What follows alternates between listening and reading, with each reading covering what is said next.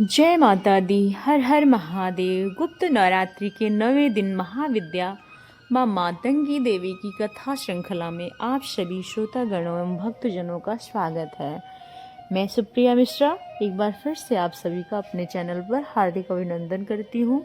और आज है गुप्त नवरात्रि की कथा का 9वां दिन। माँ गुप्त नवरात्रि अपने समापन की तरफ हो गई है। आज 9वें दिन यानी कि आज के दिन 10 महाविद्याओं में से एक माँ मातंगी की पूजा होती है और उनकी उपासना की जाती है। आपको जानकर आश्चर्य होगा कि वह देवी जिन्हें जूठा भोजन अर्पित किया जाता है, जिन्हें तांत्रिक सरस्वती भी कहा जाता है, तो इनके विषय में आज हम बात करेंगे। और इसके बाद हम नवरात्रि के अंतिम दिन सुनी जाने वाली माता सिद्धदात्री की कथा का श्रवण करेंगे।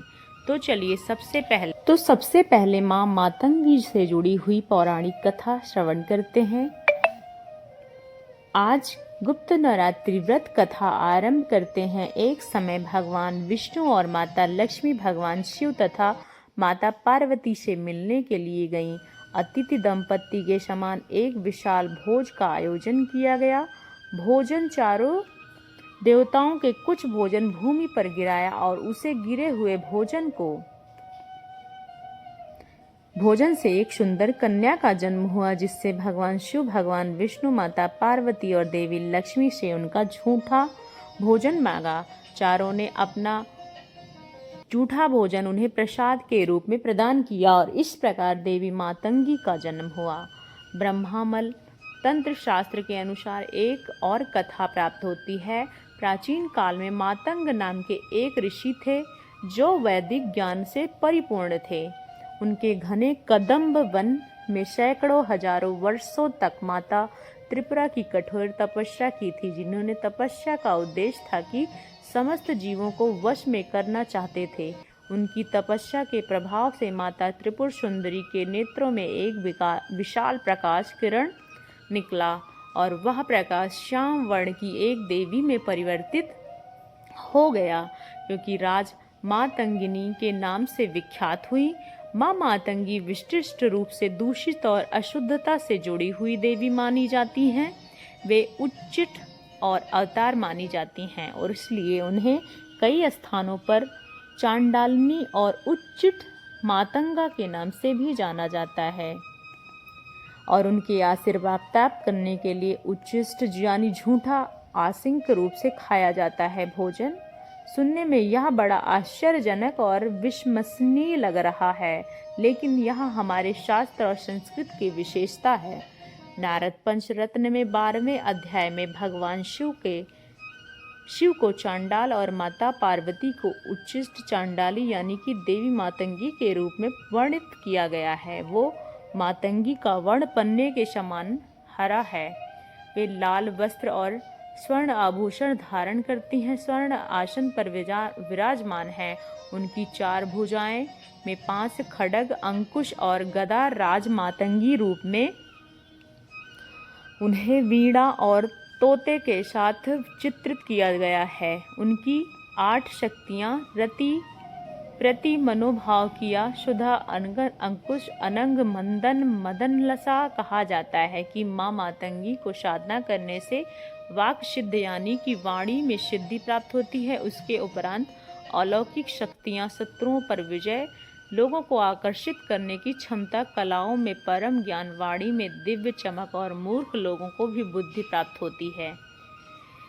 माँ मातंगी कोण उत्तर पश्चिम दिशा की अधिष्ठात्री देवी मानी गई। उनकी जयंती वैशाख शुक्ल तृतीया के दिन मनाई जाती है और ब्रह्मायमल तत्र पुरुषार्ण्य मंत्र इस समय उनकी विस्तृत महिमा का वर्णन पाया जाता है। तो यह थी गुप्त नवरात्रि के 9वें दिन में माँ मातंगी से जुड़ी हुई पौराणिक कथा। आइए अब हम माँ सिद्धदात्री की पौराणिक कथा का श्रवण करते हैं। माँ दुर्गा के सिद्धदात्री स्वरूप की पौराणिक कथा को प्रणाम। हम शिव पुराण में देवी भागवत में मिलता है। देवी पुराण अनुसार भगवान शिव ने माँ सिद्धदात्री की कृपा से सिद्धियों को प्राप्त किया था और देवी की कृपा से भगवान शिव का आधा शरीर देवी का हुआ था और इसलिए वो नारीश्वर के रूप में कहलाए। जब माता कुष्मांडा के रूप में माँ दुर्गा इस ब्रह्मांड की रचना की तो उन्हें अपनी सभी सिद्धियां यानी 8 प्रमुख सिद्धियां और 10 गौड़ सिद्धियां त्रिदेव ब्रह्मा, विष्णु और महेश को प्रदान की। ब्रह्मा जी ने भगवान श्री हरि विष्णु के प्रमुख 8 महासिद्धियां दी जिसे अष्ट सिद्धि कहा जाता है और महादेव को 8 महासिद्धि और 10 गौड़ सिद्धियां यानी कि 18 सिद्धियां प्रदान की। इस प्रकार त्रिदेव को सभी सिद्धियां प्रदान करने के कारण माँ दुर्गा को सिद्धिदात्री देवी कहा जाता है और नवरात्रि के 9वें दिन उनकी पूजा की जाती है। आइए अब देखते हैं कि माँ सिद्धिदात्री की पूजा आराधना कैसे करें। तो शारदीय नवरात्र में 9वें दिवस यानी अंतिम दिन पर ब्रह्म मुहूर्त में उठकर स्नान इत्यादि को स्वच्छ होकर वस्त्र धारण करें, गंगा जल या गौमूत्र से घर में शुद्ध करें। अब कलश पूजा करें, देवी सिद्धिदात्री को ध्यान करें, माँ का सिंदूर, अक्षत, रोली, श्वेत पुष्प इत्यादि से पूजन करें। इसके बाद सफ़ेद रंग के वस्त्र अर्पित करें। जब माँ के समक्ष धूप दीप प्रज्वलित करें और मिष्ठान पंचमेवा का भोग अर्पण करें।